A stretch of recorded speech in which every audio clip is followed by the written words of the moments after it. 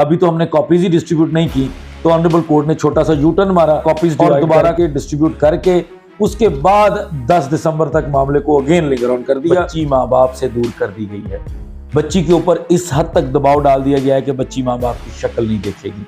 बच्ची को इस कदर खौफ में रखा गया है, ट्रॉमा में रखा गया है कि वो माँ बाप की शक्ल सूरत देखना पसंद नहीं करेगी। हुआ ये। अस्सलाम वालेकुम नाज़रीन, आप देखें ग्लोबल पाकिस्तान। नाज़रीन, दुआ ज़हरा केस एक मरतबा फिर दिलचस्प मरहले में दाखिल हो चुका है। एक तरफ तो फर्द जुर्म आयद नहीं हो रही, उसकी क्या वजूहात हैं। दूसरी जानिब ज़हीर के वकील ने एक दरख्वास्त दे दी है। उनका ये कहना है कि दुआ ज़हरा चाइल्ड प्रोटेक्शन ब्यूरो में नहीं रह सकती। उन्होंने बहुत से इल्ज़ामात भी आयद किए हैं, उसके हवाले से भी बात करेंगे। हमारे साथ अहमद शेख जट साहब मौजूद हैं। जट साहब, सबसे पहले तो ये बताएं कि फ़र्द जुर्म आयद क्यों नहीं हो पा रही। ये तो बड़ा बुनियादी मामला होता है। जब भी चालान जमा होता है तो उसके बाद फ़र्द जुर्म तो गोली की स्पीड से लगाई जाती है, लेकिन यहाँ पर जो है वो फ़र्द जुर्म मुसलसल ताख़ीर का शिकार हो रही है। क्या वजूहात है? बहुत शुक्रिया शाकिर भाई। देखें, आप भी कोर्ट रिपोर्टिंग करते हैं। इस केस के अंदर जो फ़र्द जुर्म आयद ना होने वाला मामला है उसमें ताख़ीर की कई सारी वजूहात हैं। केस में खिचड़ी बन गई थी, बार बार छोटी छोटी चीज़ों के ऊपर हाई कोर्ट के अंदर मामला जा रहे थे और ट्रायल कोर्ट शायद इंतज़ार कर रही थी पहले तो कि हाई कोर्ट ने पता नहीं इस मुकदमे को ख़त्म कर देना, इसलिए ट्रायल कोर्ट अपनी उस रफ्तार से काम नहीं कर रही थी। फिर जब चलान की कॉग्निजेंस को जब चैलेंज किया गया था सिंध हाई कोर्ट में, वो जब खारिज हुई उसके बाद ट्रायल कोर्ट ने थोड़ा सा सीरियस लिया मामले को कि ये केस चलेगा, जिसके बाद उनके जिम्मे था कि वो तमाम मुल्ज़मान को पेश करें, क्योंकि जितनी देर तक तमाम मुल्ज़मान इकट्ठे नहीं होंगे चार्ज फ्रेम नहीं हो सकता। ये हमारी बुनियादी जो कानून के अंदर जो प्रॉब्लम्स हैं वो है। अब उसमें 6 मुल्ज़मान थे मफरूर, जिनके बार बार नॉन बेलेबल वारंट्स निकाले गए। ऑनरेबल कोर्ट को असूली तौर पर जब non bailable warrants comply with नहीं हुए, सेटिस्फैक्टरी रीजन पुलिस की तरफ से नहीं आई, पुलिस को टाइट किया जाना चाहिए था, नहीं किया गया। पुलिस से हिसाब मांगा जाना चाहिए था, नहीं मांगा गया। उसके बाद पुलिस से और ये सारा कुछ हिसाब मांगे बगैर ऑनरेबल कोर्ट बार बार नॉन वेलेबल वारंट्स को रिपीट करती रही, जो कि बड़ी एक अजीब सी मज़ाक़ा खेज किस्म की मुझे प्रैक्टिस लगी, जो हमने यहाँ पे नहीं देखी। बहरहाल ऑनरेबल कोर्ट करती रही। उसके बाद ऑनरेबल कोर्ट ने फाइनली डिसाइड किया कि हम मफरूर मुल्ज़मान का केस अलहदा कर लें। लेकिन हमारे यहाँ पता नहीं क्या मसला होता है कि जजिस का पूरा ध्यान नहीं होता या क्या वजह होती है, हम अपने ऊपर ही ले लेते हैं। हम कहते हैं कि चले वकला ने असिस्ट नहीं किया, तो ऑनरेबल कोर्ट ने 265C के तहत जो कॉपीज डिस्ट्रीब्यूट करनी थी अक्यूज पर्संस को, वो दी नहीं, जो कि उनको पिछली डेट पर दे देनी चाहिए थी। जब उन्होंने मफरूर लोगों का केस अलहदा किया, वो उन्होंने नहीं दी। आज फर्द जुर्म आयद करने के लिए रखा गया था 29 नवंबर को, और 29 नवंबर को जब कोर्ट के सामने ये फैक्ट आया कि अभी तो हमने कॉपीज ही डिस्ट्रीब्यूट नहीं की, तो ऑनरेबल कोर्ट ने छोटा सा यू टर्न मारा और दोबारा कॉपीज डिवाइड करके डिस्ट्रीब्यूट करके उसके बाद 10 दिसंबर तक मामले को अगेन लिंगर ऑन कर दिया कि अब हम फर्द जुर्म तब आयद करें। जट साहब, फिर तो अगली समात पर ये होगा कि जी ये कॉपियां पढ़ी नहीं जा रही, ये फोटो कॉपी ठीक नहीं, वो नहीं होता। वो हमारे मतलब इस तरह की रीजंस के ऊपर चीज़ों को डिले नहीं किया जा सकता। लेकिन अगर कोई एक अक्यूज नहीं आता, कोई दरखास्त आ जाती है जी वो मेडिकली बीमार हो गया, टक्कर लग गई किसी चीज़ में, कुछ हो गया, हॉस्पिटल है और उसकी दरखास्त आ गई और वो उसकी हाजिरी ना हुई, तो फिर अगेन लिंगर ऑन हो जाएगा, तो फिर अगेन डिले हो जाएगा। इनके पास काफ़ी ज़्यादा हैं और यकीनी तौर पर आज भी उनको पता था, आज भी वो जानबूझकर अभी नहीं चाहते थे, क्योंकि देखें आगे बड़े इंपॉर्टेंट किस्म के डिसाइड होने वाले मामलात हैं। बच्ची की कस्टडी के मामलात हैं, हाई कोर्ट में मुल्ज़म की अपनी मगविया से मुलाकात के मामलात हैं, मुल्ज़म की मगविया से मुलाकात से रोकने के मामलात हैं। इन तमाम मामलात के ऊपर फर्द जुर्म आयद हो जाने के बाद सिचुएशन बड़ी डिफरेंट हो जाती है। कल सिंध हाई कोर्ट के अंदर प्रोसीडिंग है कि बच्ची से उसके अगवाकार को मिलवाना है कि नहीं मिलवाना। आज फर्द जुर्म आयद हो जाती तो कल ऑनरेबल कोर्ट ने ये सोचना था डिसाइड करने से पहले कि यार जिसके ऊपर फर्द जुर्म आयद हो गई है उसको मौका दे रहे हैं स्टार विटनेस से मिलने का, लेकिन आज नहीं हुई, उसका भी फायदा हो सकता है। उसके अलावा कई और चीजें हैं जिसके ऊपर इसका असर पड़ना था। फैमिली कोर्ट ने यह मामला इस तरह से देखना था कि यार ये तो बंदा हुआ जिसपे फर्द जुर्म आयद हुई है, फर्द जुर्म आयद होने का मतलब है केस स्टार्ट हो गया, क्रिमिनल ट्रायल चल रहा है इसका। कोर्ट ने कह देना था कि जी अब केस ट्रायल जाएं, ट्रायल में जाकर लेकर आए, यानी ये कह सकते हैं। तो अब जो और मामलात हैं, यानी 265 के ब्रियत की दरख्वास्त भी ये दायर करेंगे, क्या कर सकते हैं? देखिए अभी नहीं कर सकते, वो उसके लिए आपको ग्राउंड बनानी पड़ती है आफ्टर सम एविडेंस। आपके सामने मुद्दई मुकदमा का बयान आ जाता है, एक दो और गवाह का बयान आ जाता है, और आप ये समझते हैं कि इन बयानात के मुताबिक कमी इम्कानात हैं कि मैंने बरी हो जाना है, फिर आप दे सकते हैं। अगर इसी स्टेज पे देते हैं तो फिर तो वारग है ना ये, क्योंकि ऑलरेडी इन्होंने क्वैशमेंट फाइल की, सिंध हाईकोर्ट ने डिस्पोज ऑफ कर दी, नहीं मानी। इन्होंने चलान की कॉग्निजेंस को चैलेंज किया, ऑनरेबल कोर्ट ने कहा नहीं चलान ठीक है। सिंध हाईकोर्ट ने, एक आईनी अदालत पहले डिसाइड कर चुकी है, सुपीरियर कोर्ट डिसाइड कर चुकी है। चलान के ऊपर तो मेहदी साहब के भी बड़े तहफ़्फ़ुज़ात हैं। चलान देखें, चलान में बेशुमार चीजें हैं जिन चीजों को उस तरह से नहीं किया गया जो कि होनी चाहिए थी, लेकिन उसके बावजूद अब चलान आ गया है ना। अब जो मुद्दई मुकदमा है उसके पास एक रेमेडी है कि चलान आ गया, ट्रायल चलेगा, जो मेरी चीजें रहती हैं मैं उन चीजों को ट्रायल के दौरान जो है वो एजिटेट करके वो चीजें ऐड करवा सकता हूं। मुझे लगता है कि कोई और चार्ज लगना है, मैं उसको एविडेंस के स्टेज के ऊपर भी लगवा सकता हूं, वो तो मेरे पास तो गुंजाइश है। मैं मुद्दई तो अब चाहता है कि भाई मामला चले तो सही, मामले को आगे बढ़ाएं तो सही। दुनिया जहान के लोग पूछते हैं, हमें पूछते हैं केस कब खत्म होगा, हम कहते हैं केस शुरू होने दें, और लोग हैरान हो जाते हैं कि जी 7-8वां में केस शुरू ही नहीं हुआ। तो हम ये कहते हैं कि भाई जब तक चार्ज फ्रेम नहीं होगा क्रिमिनल केस शुरू नहीं होगा, जब तक फर्द जुर्म आयद नहीं होगी केस का आगाज नहीं होगा। तो मुकदमे का आगाज होने दें, अंजाम भी हो जाएगा। इसलिए अभी तो मुकदमे का आगाज ही नहीं हो रहा, और मुद्दई तो चाहता है कि आगाज हो, फिर मैं अपने सारे ग्रीवेंसेस जो है वो ट्रायल स्टेज पे, डीपर एप्रिसिएशन की स्टेज पे रख लूंगा, मैं वहां पे ले लूंगा रिलीफ, लेकिन अभी शुरू नहीं होने दिया जा रहा उसको अनफॉर्चुनेटली। अच्छा जज साहब, आज हमने बड़े अरसे के बाद देखा, बल्कि शायद ही इससे पहले देखा हो, कि जो जहीर के वकील हैं वो मीडिया पर आए हैं और उन्होंने कुछ तहफ़्फ़ुज़ात का इजहार किया है। क्या आप ये नहीं समझते कि अब उनकी तरफ से भी को मीडिया की अटेंशन लेने का प्लान किया गया है? शाकिर भाई इसमें कई सारी चीजें हैं जो बड़ी दिलचस्प हैं। मीडिया पे वो पहले भी आते थे, लेकिन मनपसंद के साथ आते थे। वो एक टेढ़ी टांगों वाला शैतान है, ये एक दो और लोग हैं, इसके अलावा वो नहीं आते थे। और ये वो वकील साहब हैं जिन्होंने बाकायदा तौर पर लाइव सेशंस अटेंड किए, मीडिया पे बाकायदा तौर पर आते रहे, लेकिन पसंद की जगह पर आते थे, मुनासिब जगह पर नहीं आते थे, एक न्यूट्रल जगह पर नहीं आते थे।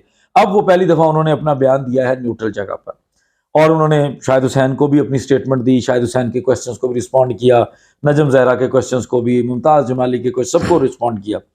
उसमें एक बुनियादी वजह जो मुझे समझ आती है, विद ऑल ड्यू रिस्पेक्ट, वो बड़े हैं मुझसे, सीनियर हैं वकील, क्योंकि इसके अंदर एक और नए किरदार की एंट्री हुई। बड़े कॉम्पिटेंट लॉयर हैं वो भी, फारूक साहब, तो दोनों ही मुझसे तो सीनियर हैं, तो इसलिए विद ऑल ड्यू रिस्पेक्ट, अब फारूक साहब के आने से जीएम फारूकी साहब की जो थोड़ी सी एक होता ही, आपको पता है, इनसिक्योरिटी होती है। अब सुबह से लेकर शाम तक हम वकीलों में रहते हैं, तो आपको पता है, तो ये चीजें होती हैं। वो शायद उसकी बुनियादी वजह जो मुझे समझ आती है, मैं गलत हो सकता हूँ, लेकिन वो नहीं, मैं ही हूँ, मेन वकील मैं हूँ, तो ये सेकंड है, यानी इस टीम का, इस जीआईटी का, इस लीगल टीम का सरबराह जो है एग्जैक्टली वो मैं हूँ, मैं कहीं गया नहीं, मैं हूँ, मतलब मैं बस यही कहने के लिए कि मैं हूँ, ये इससे आगे तो बात की बात है ना। दूसरा ये कि वो जो चीजें वो चाह रहे थे, वो तहफ़्फ़ुज़ात जो थे, उनको भी समझ आ गई कि जिन लोगों के साथ मैं बैठ के मीडिया पे स्टेटमेंट दे रहा हूँ उनको तो टके का मतलब कोई उनकी व्यूअरशिप नहीं है, तो सारे लोग ही 2-2 टके के हैं। तो अब मुझे चाहिए कोई अच्छा प्लेटफॉर्म। इसके लिए उन्होंने फिर डिसाइड किया कि मैं तमाम लोगों के सामने आके चीजों को एक्सप्लेन करूं ताकि मेरी बात पहुंच सके। यानी व्यूअरशिप जिनके पास है उनके पास अब वो आए हैं और वहां पर आकर उन्होंने अपना बयान दिया है। Exactly. अच्छा, अब जो अहम है कि जो उन्होंने एतराज दायर किया है कि दुआ ज़हरा जो है वो चाइल्ड प्रोटेक्शन ब्यूरो में सेफ नहीं है, या वहां पर उससे नहीं रहना चाहिए, और बहुत से तहफ़्फ़ुज़ात वो कर रहे हैं, क्या वजूहात क्या है इसकी, और क्या उनकी ये जो प्रे है ये एक्सेप्ट कर ली जाएगी? देखें शाकिर भाई, 3 महीने से ज्यादा गुजर गया बच्ची को वहां पे, 23 जुलाई को बच्ची को शिफ्ट किया गया था, आज हम नवंबर का महीना खत्म हो रहा है। आज उनको याद आया है, उसकी वजह बुनियादी क्या है?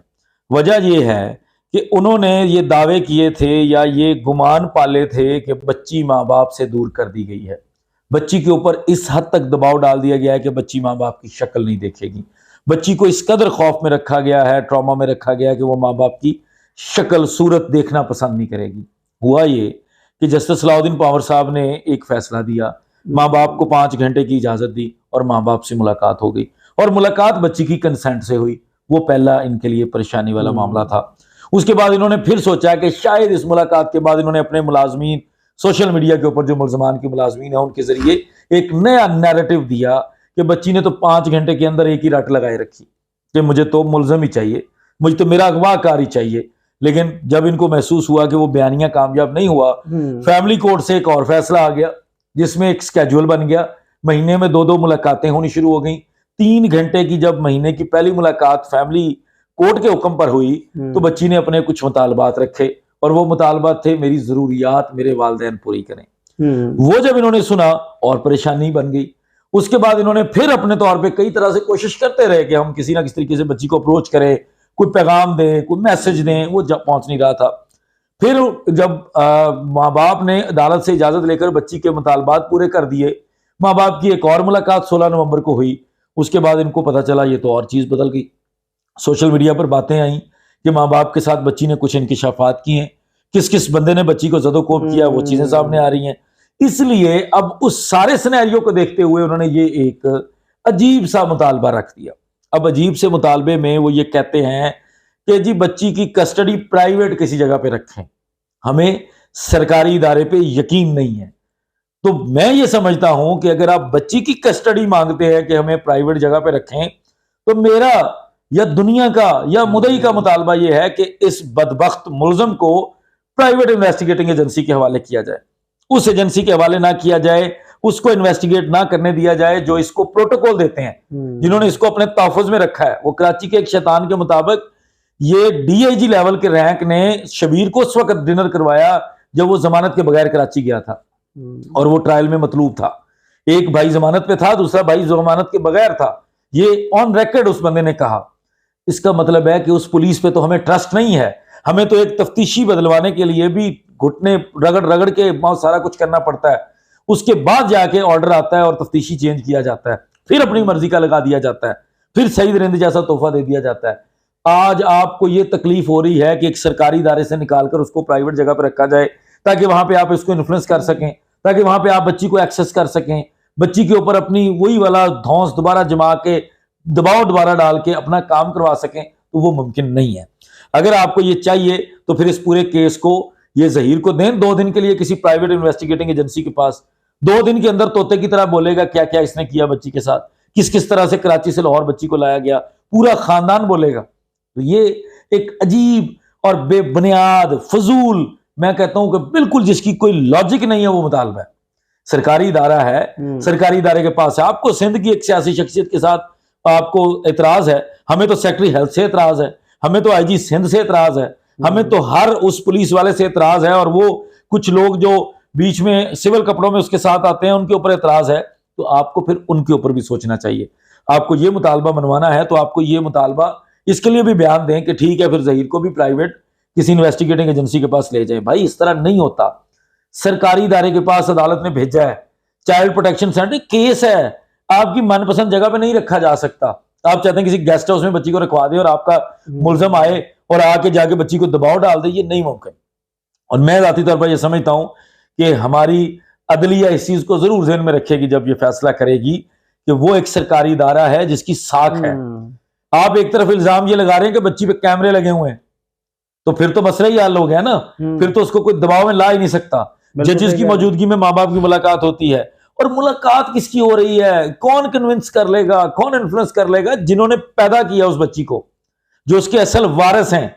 आपकी ख्वाहिश है कि वो जो उन्होंने गेमों के जरिए नहीं फंसाया बच्ची को, उन्होंने किसी प्लेटफॉर्म के जरिए बच्ची को बहला के नहीं निकाला, उन्होंने बच्ची को पाला है जिस तरह आप, मैं और ये जीएम साहब या बाकी लोग अपने बच्चों के वारिस हैं, वो इस तरह के वारिस हैं।